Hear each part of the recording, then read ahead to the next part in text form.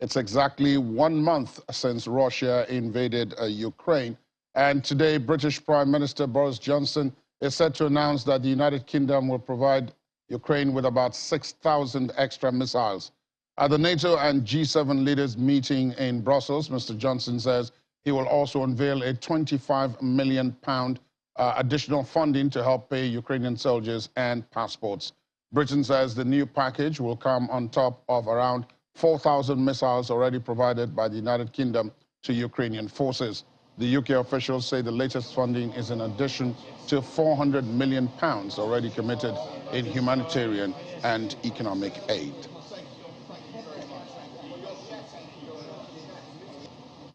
Australia's Prime Minister Scott Morrison has been raising concerns about Russian President Vladimir Putin's plans to attend the next G20 summit in Indonesia later on this year. He says the idea of sitting around a table with Vladimir Putin, who the United States is already in the position of calling out for war crimes in Ukraine, is a step too far. Russia's ambassador to Indonesia had said yesterday that Mr. Putin intends to attend the G20 summit, dismissing suggestions by some G20 members that Russia could be barred from the group. Russia has invaded Ukraine. I mean, this is a violent and aggressive act that shatters the international rule of law. And the idea of sitting around a table with Vladimir Putin, who the United States are already in the position of calling out war crimes in Ukraine, for me, is a step too far. We've been making very clear statements and representations about our very strong concerns about the involvement of Russia in the G20 this year. We want the Indonesian G20 to be a great success. We want it to focus particularly on the challenges of our region. So I think we need to have people in the room that aren't invading other countries. Russia has said it will expel a number of U.S. diplomats in a tit-for-tat move after the United States' decision to remove 12 Russian diplomats.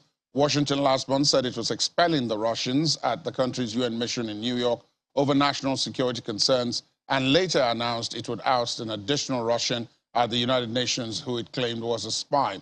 On Monday, the Russian foreign minister summoned U.S. ambassador to Russia, John Sullivan, to protest President Joe Biden's labeling of Russian leader Vladimir Putin as a, quote, war criminal. A State Department spokesman later confirmed they had received a list of diplomats declared persona non grata from the Ministry of Foreign Affairs in Russia. It is not clear how many U.S. diplomats will be affected by the order and when they will in fact be expelled from Russia. And the 15-member UN Security Council on Wednesday failed to adopt a resolution on the humanitarian situation in Ukraine. 2 members, Russia and China, voted in favor of the text, and 13 others abstained. The text submitted by Russia was rejected. A Security Council resolution needs at least 9 votes in favor and no vetoes by either Russia, China, Great Britain, France, or the United States to be adopted. Russia's draft resolution expresses grave concern about reports of civilian casualties and the deteriorating humanitarian situation in and around Ukraine, including the growing number of internally displaced persons and refugees. The draft text also calls for the protection of civilians, including humanitarian and medical personnel, respect for international law, as well as the protection of civilian objects and critical infrastructure, safe and unhindered evacuation of all civilians, as well as unhindered humanitarian access in Ukraine.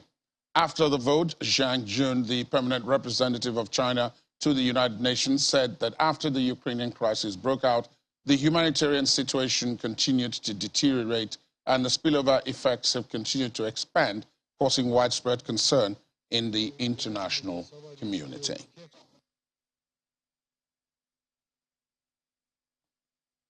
European Union leaders are expected to agree at a 2-day summit starting today to jointly buy gas as they seek to cut reliance on Russian fuels and build a buffer against supply shocks, but the bloc remains unlikely to sanction Russian oil and gas. The invasion of Ukraine by Russia, Europe's top gas supplier, pushed already high energy prices to records and has prompted the EU to attempt to slash reliance on Russian fossil fuels by hiking imports from other countries and quickly expanding renewable energy. The European Commission had said that it was ready to lead negotiations, polling demand and seeking gas ahead of next winter, following a similar model to how the bloc bought COVID-19 vaccines. The leaders will discuss that plan as well as a proposed law for countries to fill gas storage ahead of winter on Friday.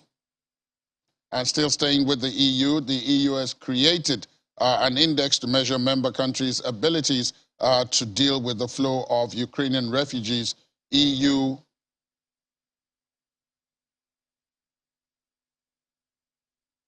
Migration Commissioner Ylva Johansson had said on March the 23rd. Around 3.5 million Ukrainian refugees have arrived in the EU since Russia invaded Ukraine, triggering a temporary protection scheme that gives them access to medical care, schools, jobs, and housing.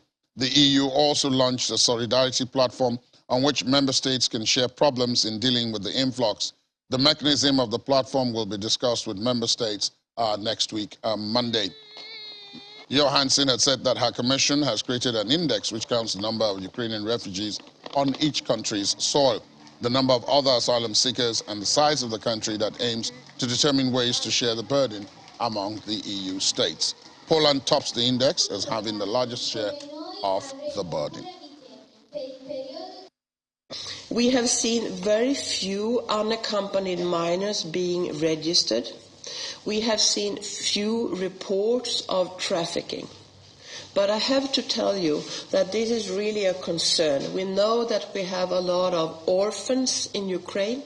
We know that we have children being that are being born by surrogate mothers that have not been picked up by their parents. There is a huge, huge risk of vulnerable children being trafficked or being victim of false adoption. And what we experienced in 2015-2016 was less than 2 million refugees that came to the whole European Union during 2 years. Now we've seen 3.3 million in less than 4 weeks.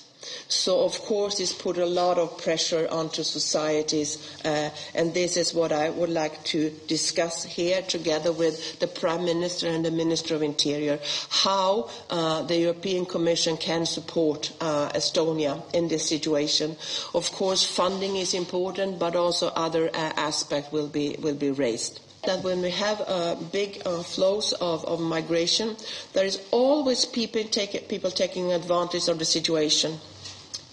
And using and take women and vulnerable women and children as a victim for trafficking.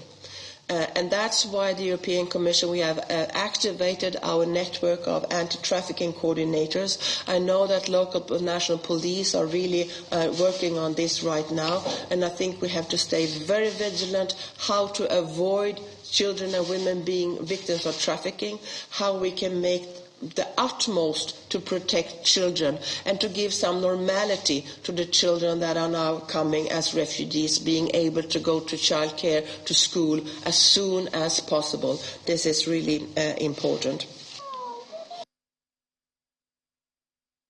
Let's talk now to Blessing Hutchinson.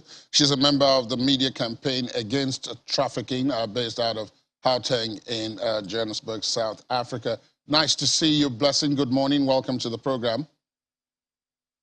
Good morning. Thank you for having me.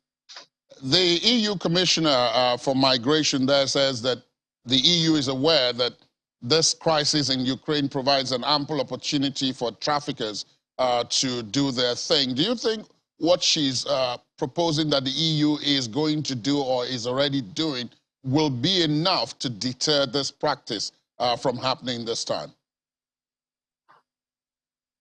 Yes, because we all know that mostly EU are very organized, and also the European countries, they are very, very organized in handling crimes more than most of the countries that do not have a means of organizing those things. So I really believe that if they put it together in a very good way, they will be able to handle it. Although traffickers are very smart, and each time you try to get hold of them, they also improve their own method of escaping. So they really need to gear up to make sure that they defeat this. Broadly speaking, what do you make of the humanitarian situation itself? Reports say up to 10 million people have had to leave the Ukraine over the last 1 month. The invasion started about a month ago now. About 10 million people have had to leave, many of them citizens of Ukraine, but then also quite a large number of people from other countries who were previously in Ukraine. What do you make of the situation? Are the countries that are having to take them coping, that is, the countries taking these refugees? Well, this is something that will not be what I should actually be able to say if the country is coping, but the countries will be better to say if they are coping. But clearly it shows that it might really not be coping that well, because we see the issue of the whole catastrophe has affected so many people, and people are still calling out for help. So if it is really effective, I don't think we will still have people feeling stranded and people calling for help. I take your point when you say that you're not in a position to know if the countries are coping. I just thought that an organization such as yours would be keeping an eye on issues like that. But then let me then ask this, especially coming from the background that that we started, which is the trafficking part of things. Generally, women and children are the target from what has happened in the past. How does this work? How do people get involved in this? Okay, you mean the traffickers or? Yes, yes, both the traffickers and then those who are trafficked. Okay, how do they get caught into the wave? You see, when there is a catastrophe like this, it also happened during COVID, because we saw there's a rise in people being trafficked, because during COVID, there's a lot of introduction into the internet. Children went schooling via the internet. So there has been a lot of cyber recruiting. So traffickers, what they do, as much as they are organized, they are also opportunists. Any opportunity that presents itself to them, that people are seeking for shelter, people are seeking for help, people are seeking for a place where they can just think that they have a little bit of peace in a situation that has to be with crisis like this, war, COVID, and so on. They take the opportunity. They can go online and disguise themselves and say, we are an organization that we are helping in order to shelter you or give you just even food. And people are so desperate, they can just fall into that trap. So they just prey on victims a lot when there's a humanitarian catastrophe such as this. Now, an organization like yours, I would assume, is interested in bringing awareness of this opportunity and the opportunists who take advantage of opportunities like this to public glare, so that many people can recognize this situation when they are about to fall into it. Given that this war is now about a month old, what has your organization noticed with what is happening, and what are you doing with regards to this subject? What we have noticed that has happened is we could see people really stranded, and people really are desperate, just as I said earlier. So the chances are people are going to be trafficked, or people are also being trafficked. But this is not something that we have actually put our hands on it to say that, okay, this is what happened. So this is like hypothetically speaking that I'm speaking now, and according to the most of the scientific research that has been done in regards to issues like this. But our organization also just educates people to be aware that cyber trafficking is very, very immense, especially through our Facebook pages. And also sometimes people also reach out to call. And what we've also done is, if we have any information from any government like the Nigerian government about, okay, those Nigerians that are stranded can call this number, can go to the embassy in these places. So we also inform people, but mostly we also encourage people to contact their embassies, because most embassies are interested in this kind of help, you know, and also they are aware that traffickers are out right now preying on their victims, because they know the victims are out there and they are desperately in need of help. Given that South Africa is in many respects way ahead of most parts of the continent in many of these issues, they have organizations like yours which are targeted particular aspects of crisis like this and bringing awareness to the public glare. But one also knows that it is not possible to cover everything. So if you were to say to someone who is in a crisis situation such as this, what are the things that they should look out for that are the hallmarks that may show them that this advert or this item being put on social media or even traditional media could be problematic? What I will advise people to do is be very, very careful to just go into any organization that says we are this organization and we are out to help you on media, because those people can be fake. So what I would suggest is, at this moment, you need to get in contact with government establishments, especially the embassies, because for those you will not be able to go wrong. And also make sure you make phone calls if possible, even send an email, and be very, very sure that you are doing the right thing. Otherwise, you can just get tricked into it. But the best thing is just to contact the embassies, because so many people have done that and have gotten help.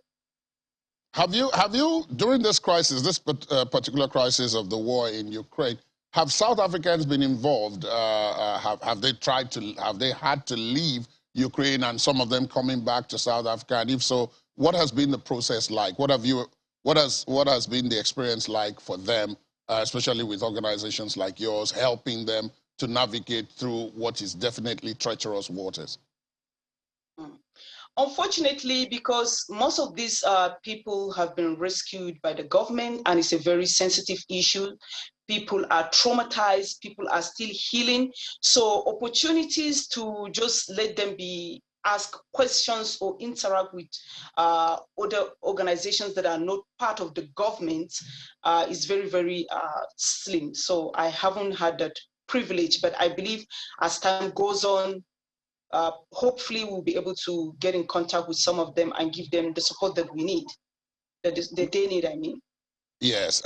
Finally, before I let you go, I must ask that South Africa also has taken a very unique position in this crisis. Instead of looking to blame or support one person against the other, it has sought mediation. As someone who is involved in deep humanitarian activities like this, do you think that that's the way to go?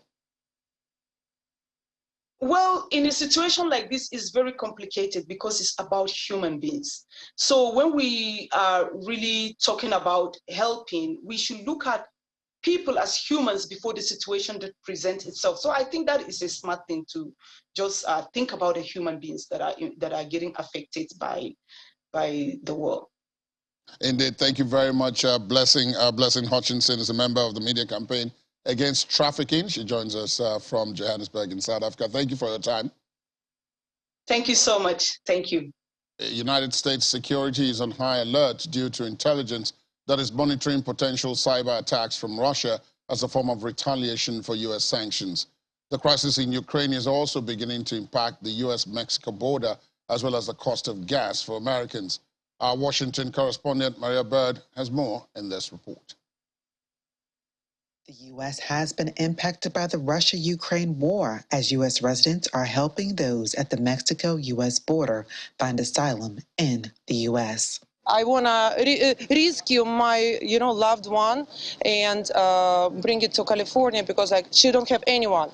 The parents without connection for the last 6 days. We don't know if they're still alive or not. The U.S.-Mexico border not only has refugees from Ukraine, but Russians who are also seeking relief in the U.S. We just try to understand where our new home will be. We have to rebuild our life from bottom to from very beginning, you know. And it's extremely. I mean, my sorry, I'm even shaking when I talk about this. My country dangerous for me. I am young man. I have my mom original Ukraine. I have many brothers, sister Ukraine. Now, yeah, I know my country attack, but I come back Russia. I go to army and kill my brother and sister. If come back. We have the same problem. Yeah, there isn't war in my country, but in my country there is a regime, and I was escaping from that. We are just sitting, sleeping on the ground and wait. The U.S. continues to add new sanctions against Russia, despite how the sanctions are having an adverse effect on the U.S., specifically increased gas prices. I got an 8-cylinder engine in here, and I use about $20 every 2 days to try to, I just try to get as much miles as I can out of what I'm doing, you know, but gas prices are going to go up. While increased gas prices are a hardship for most Americans, recent polls show that over 60% of Americans support the sanctions and are willing to deal with the consequences. As far as I'm concerned, we should raise the gas price, stop importing oil from Russia and put the hurt on them. It's going to make inflation go up even higher, but we got to do what we got to do.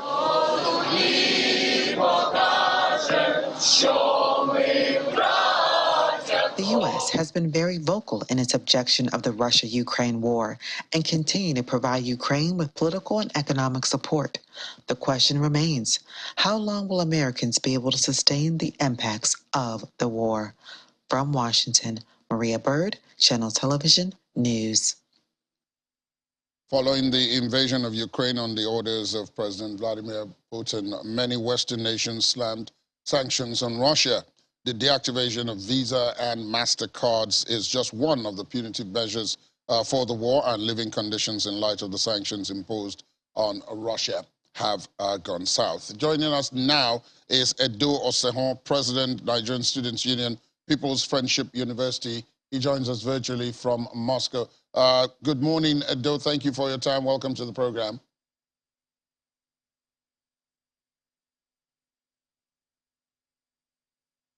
All right. Yes, I'm sure you can hear me at this point.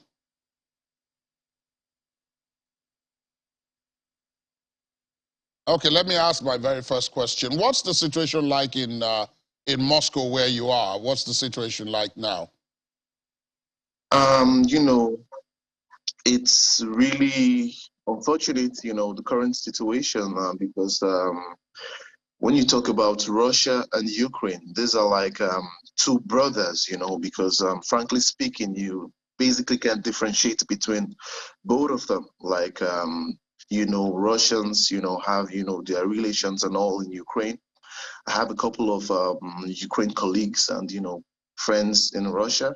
And that's it. You just can't differentiate. So it's really sad what is happening. It's something we wouldn't have been able to predict. But the current situation now, I would say no one has the right to, you know, say anything about what is happening. You know, we believe they are the only ones who can be able to like come to an agreement and resolve this issue, like in terms of, you know, terms and conditions. So we're just hoping for the best. Let me come to something that involves students and that involves Nigeria. A lot of Nigerian students who were in Ukraine had to leave at the onset of hostilities there, and quite a number of them moved to other countries. A number of them came home to Nigeria, but there were others who said, look, they were on the verge of completing their studies and all of that, and some offers were made to them. What can you tell us about that? Especially from the Russian perspective. Okay. You know, getting an offer, you know, in Russia to study for free basically is, I would say, once in a lifetime opportunity. Like, it's quite, for me personally, incomprehensible to not, consider this opportunity, because from the People's Friendship of University of Russia, the university-wide school, basically, they've, publicly, shown their willingness to accept, foreign students, Nigerian students coming from, Ukraine to study on free. Like, the academics in Russia is, one of the top notches, top notch in the world, because we all know Russia, like in the science field, the engineering, chemistry, and all that, they're really, really sound. So this is an opportunity I don't think someone should turn down, because, you don't get this much often. And then studying in Russia is a really good thing, because you get to, accumulate, let me say it like that, couple of, knowledges in the practical field. So my advice for those students is to, accept this offer, and come study in Russia, because, everything is set, the living conditions and all, there's no problem. And the academical life is really good. So it's all clear. We have, a whole lot of universities, the country itself, willing to accept the students. So why not? Because you don't get this very often. So they should accept it. Now, how many of them do you think know about this? Of course, you as the president of the Nigerian Students Union in that university would know about this. But how much effort has gone into letting them know that these offers are there, and especially for those who are currently waiting in Poland, in Hungary, in Romania, and some who have in fact come back home to Nigeria could take advantage of this? How much is going into letting them know that these offers are on the table? Okay, like we out, thank the NATO, like the Nigerians in the Diaspora Organization, and the embassy, because they're really doing a good job in trying to, pass out informations, really important informations to Nigerian students in need of this opportunity. So I believe, because with details and, information I've gotten, is that the embassy, the Nigerian embassy, and the NATO are doing their best, to pass out this information to every single person. I know a lot of them have gotten the information, if not a few remaining. But I believe that by now they should all know that this chance is here, and it's here for the taking. Like, it's not something they have to, waste time or think about, because, like I said earlier, you don't get this much often. So the embassy and NATO, Nigerian Diaspora Organization, are doing a really good job, because they are trying to pass out this information to every Nigerian student to make sure they get the chance to hear this out, and they have the opportunity to choose and come here to study for, the higher education. My final question to you will be about the situation where you are. I've spoken to a number of your colleagues who have said that, look, there's no evidence in Russia that there's any real problem anywhere else. Is that been your experience as well? You're able to go to school, you're able to do all the other things that you normally would have done or had been doing before all of this unfolded? Exactly. Like, you wouldn't really, notice any difference. It's been like nothing has changed ever since, Basically, in the field of academics, everything is just normal. In our day-to-day lives, going to the magazines, doing everything as students, there is no much difference, I don't think it's actually had a very big impact in the academical aspect of Russia. I mean, especially for Nigerians and foreign students. So everything is okay. Even I can tell you, I think Russia, or I would say Russia, is better right now than how it was before, because the way of living has improved. Like, they accepting foreigners now. Like, you can work, you can earn, you can, do a lot of things. And we have a couple of, professors even from Nigeria teaching in our institutes. So it's really open right now, and it's getting better day to day. So you won't get to find the difference. You won't get to find anything lacking. So I would say it's all good. There's no problem. There's nothing, visible about the world when it comes to this aspect. Edo Osehon, President, Nigerian Students Union, People's Friendship University in Moscow. Thank you for joining us this morning. Thank you for your perspective. Thank you very much. The Ukrainian forces are now fighting to take back territory, according to U.S. officials. On day 28 of Russia's invasion, Ukraine's forces claimed that a counterattack north and west of Kyiv appears to have made some headway, and they regained control of Makariv, a town west of the capital. But the war is unrelenting in Mariupol, where images show more fire and destruction.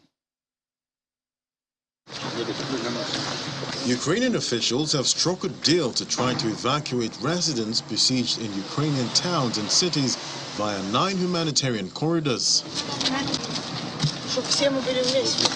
The agreement does not cover the besieged southeastern port city of Mariupol, but includes routes out of Luhansk, where a ceasefire has been announced.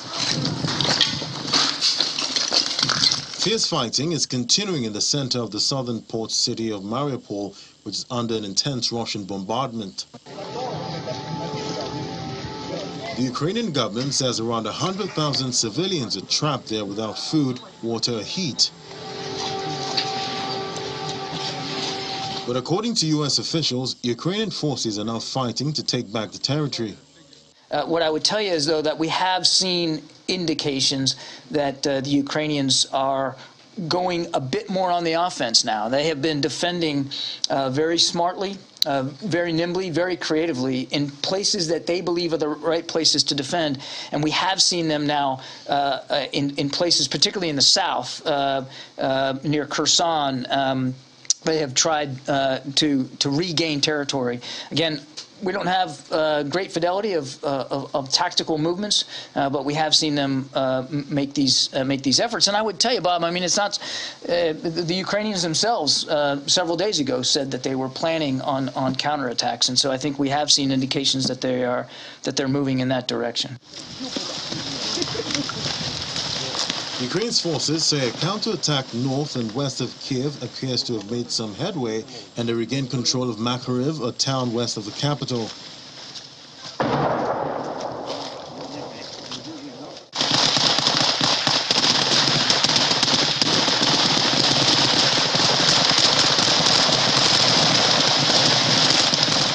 But the capital has been hit by fresh attacks.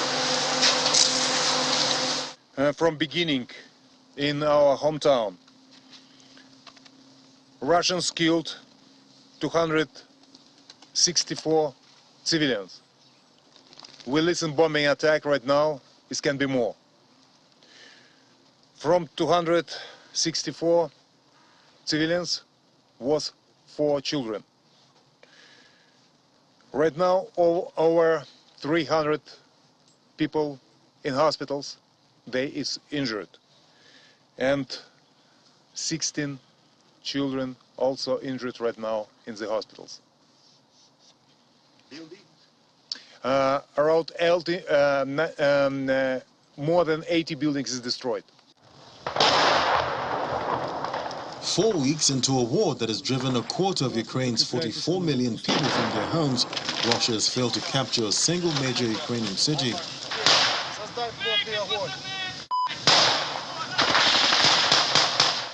Ukraine's military claims that Russian troops are demoralized, and Russian officials are now attempting to recruit former soldiers to join their war effort. Kremlin spokesman Dmitry Peskov says Russia could use nuclear weapons if faced with what he calls existential threat. He also says the deployment of a NATO peacekeeping mission to Ukraine would be very reckless and extremely dangerous. And in a video address to Japanese lawmakers, Ukrainian President Volodymyr Zelensky thanked Japan for its immediate support of his country and urged Tokyo to apply more pressure on Russia to help restore peace. He also warned Japanese lawmakers of reports that Russia was preparing a chemical weapons attack against Ukraine. Shortly after Zelensky's speech, Japanese Prime Minister Fumio Kishida said he plans to unveil more support measures for Ukraine and strengthen Tokyo's sanctions against Russia at a G7 meeting in Brussels. And on the diplomatic front, President Zelensky describes talks with Russia as confrontational and says that step by step they're moving forward.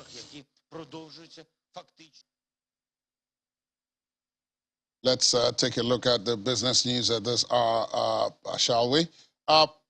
Russia plans to resume some stock trading after almost a month with 33 ruble securities to be traded on the Moscow Stock Exchange. Non-residents will have to wait, though. They will be barred from selling stocks and of ruble bonds until April the 1st. Russian stocks last traded on the Moscow Exchange on February the 25th. The central bank then curbed trading as Western sanctions over events in Ukraine threw markets into turmoil. Until April 1, foreign investors are allowed to conduct operations to lower their obligations, including repo deals and deals with derivative instruments, but not to sell shares or OFZ ruble treasury bonds. Let's talk to Laddie Williams, shall we? Laddie, good morning. Good morning, Adi. More than a month. Is this a reverse sanction in some way? Because a lot of capital of foreign entities is tied down in Russia. Exactly, because obviously when the bank actually stopped, trading, on the exchange, obviously when an investor hears this kind of problem with geopolitical tension, they want to head for the exit. You want to exit. You want to sell everything. So investors were dumping everything at that point. The index pulled back about 33% that same day. So they had to, the circuit breakers had to go off and they halted trading at that point. But now they're looking at opening, the exchange again. It's actually opened right now. It opened at 9:50 a.m. Russian time. Right. So they're trading at this time. But now foreign investors are not allowed to trade. Which is what they would have loved to do. Exactly, because they would obviously want to come back and sell off what they couldn't sell off, the last time. So obviously this is to protect, the exchange, at this point, slowly, bring it back to life. But obviously at the end of the day, these sanctions still continue. And if investors are not able to sell, they would be unhappy. But this is their own way of counter-sanctioning. Yes, the West, because many of those investors, many of those foreign investors are Western investors. Yes, actually. and obviously they're trying to protect their bonds too, because they're not allowing their bonds to be sold, because obviously as a bond investor, seeing what's going on in Russia now, you would want to actually dump, those bonds, because bonds are supposed to be safe. But with what's going on now, nothing is safe. Nothing is safe. Yeah. Now, President Putin has indicated also that Russia is likely to start demanding payments for gas supplies in rubles. Yes, quite an interesting move there from Putin, because obviously we see Europe is planning to, making moves to, reduce their reliance on Russian, oil and gas. And looking at this now, this move by Putin is a very big move. It could, obviously we're already seeing the impact of that on the prices. Prices are already going up, because this would be a breach of contract, because these contracts already have a currency, which is, the US dollar and the euro. But now Putin is trying to strengthen the ruble, and it's actually strengthening at this point. It got as high as, it devalued as low as 133 ruble to the dollar at a point. But now we're seeing about 97 ruble. So we're seeing strength now. And this move is to actually strengthen, the ruble. If we can get Europeans to actually pay for gas in rubles, they have to now start buying ruble. And another impact, this would have, all these countries have been looking at how to remove the dominance on the US dollar for, global trade. Right.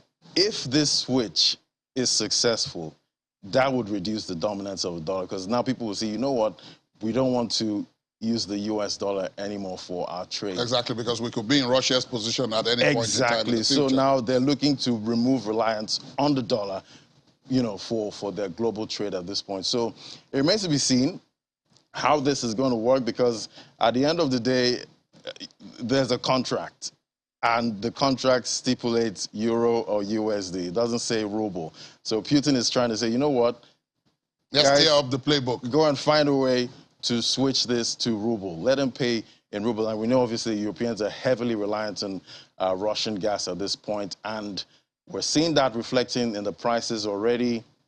Indeed. And it is a plus for Putin at this point, because he's making more money, obviously, at this point with the rise in natural gas prices. And the markets are stumbling. The oil price markets are stumbling because they really don't know what to make of this. Exactly. It's not as straightforward as what they're used to calculating. Exactly. Yeah. So there is also the price surge, but then it's not based on a calculated risk because, if, as you say, if he goes ahead with this and this is successful, that's going to upend the entire mechanism. Exactly. Everything is going to get really interesting, at this point. So it remains to be seen how, Europeans actually react to this. Well, we're watching, but obviously analysts are saying that Europe is not going to agree to these terms because that would be a breach of contract. Indeed, but will they really be in a position to resist if they don't yet have alternatives? Because you need my gas, so I'm telling you, even though, I know it's wrong to switch on you at this point, but obviously you're sanctioning me, so yeah. All is off. Now, the impact, of course, is going way, way beyond Europe because we have foreign investors fleeing Taiwan. Over this. What's that about? Exactly. Yeah, we know about the tension between, China and Taiwan. We know, China has been looking to, have control, over Taiwan. Right. But, investors are looking at it like, okay, right now, inflation was our problem before, but now it seems it's geopolitical tension. So wherever you feel there might be geopolitical tension coming, you would want to take out your money from there. So investors are having foresight at this point and saying, you know what, which countries could, have some kind of geopolitical tension in the future? You know what, let's start pulling our monies out of there. And obviously all eyes are on China and Taiwan, at this point. So the investors have pulled out a lot of money, and obviously that's not good for Taiwan at this point, even though China has not made any move. And has said nothing. And said nothing. But that silence is scary for them. Indeed. We'll, of course, I'll keep unpacking this every day. Incidentally, the EU is meeting right now in Brussels in the hope that they will be able to get over this and move, but not fast enough. Not fast enough to mitigate this. Thank you so much. We'll be tracking the meeting to see, what more sanctions could actually come out of that. Yes, in fact, they were supposed to unveil a new package of sanctions. In view of what we've discussed this morning, it's going to be interesting to see how they react. Yes, we'll be tracking Thank you so much, Laddie. Of course, we'll keep an eye on this on Business Morning right after this program, and then on Business Incorporated, where we'll unpack this even further. So again, thank you, Laddie, for being on the show. Thank you. As we go now, where NATO's Secretary General Jens Stoltenberg has addressed reporters ahead of talks with fellow leaders of the military alliance. Mr. Stoltenberg says Russia's invasion of Ukraine is brutal and the human suffering is terrible to watch.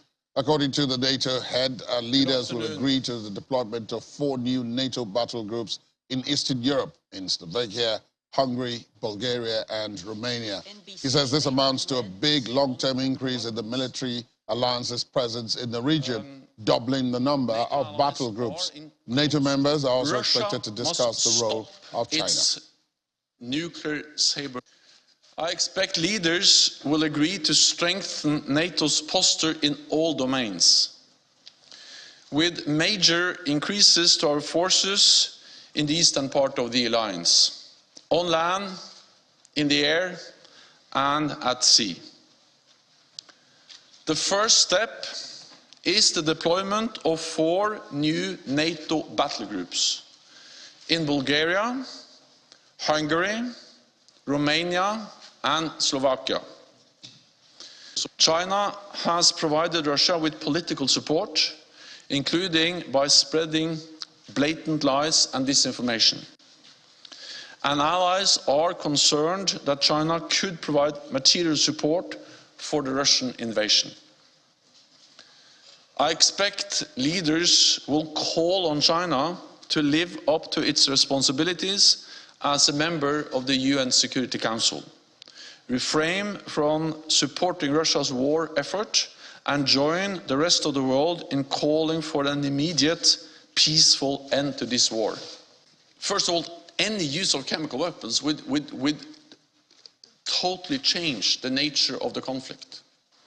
And it will be a blatant violation of international law and will have far-reaching consequences.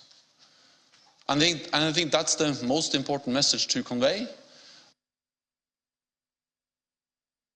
Meanwhile, U.S. President Joe Biden has left Washington for the Belgian capital, where he's expected to attend a meeting with NATO allies to discuss the response to Russia's invasion. Speaking to reporters just before he left, the president said that Russia's potential use of chemical weapons against Ukraine is a real threat.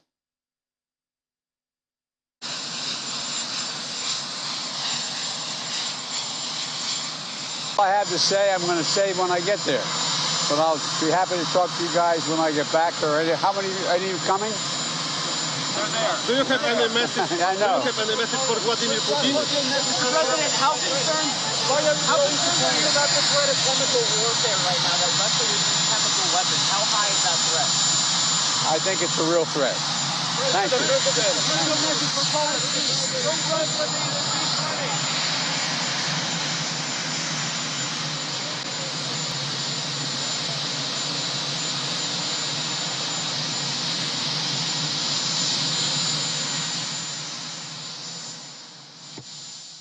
Giving nothing away until today, U.S. President Joe Biden, just before he left Washington late yesterday for Brussels in Belgium. Ukraine's President Zelensky has made an impassioned plea for people all over the world to take to the streets today to show their support for Ukraine. He gave this in his latest nightly video address, and it was in English for the first time. Russia's war was not just against Ukraine, he said, but the freedom of people everywhere, and the world needed to stop Russia's crude use of force. Mr. Zelensky's address came hours before the NATO summit in Brussels, where the countries are expected to agree on sending reinforcements to Central and Eastern Europe to bolster the bloc's defenses. The U.S. president, as we've just said, will be attending the meeting on a day that will mark 1 month since the Russian invasion began. Let's talk some sports. A semi-professional women's football team, which fled war in Ukraine, has found a new training ground and shelter at the German Bundesliga club FC Cologne, where it held a practice session. The players of FC Krybas crossed the border into Poland and the European Union on March the 14th with the help of the football club. Krybas was only founded last summer as part of Ukraine's Women's Football League. Their last competitive match was held on December the 21st, 2021, with limited number of 500 spectators owing to COVID-19 regulations. The league has stopped since the winter break and the escalation of conflict resulting in Russian military action in February. And Russia will launch a bid to host the European Championships in 2028 or 2032, even though the nation is banned from international competitions following its invasion of Ukraine. Football governing bodies FIFA and UEFA have suspended Russian clubs and national teams pending the outcome of an appeal by the Russian Football Union to the Court of Arbitration of Sport.